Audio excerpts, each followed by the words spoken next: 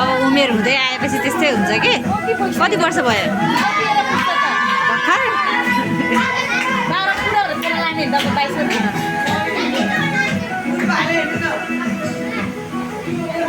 13 वर्षमै गर्लफ्रेन्ड हुने है आजकल बच्चाहरूको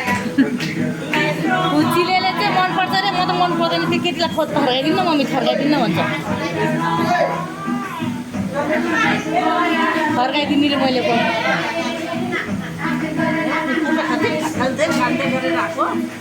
बिचरा खेलोस् सारी हो भने के भयो त नि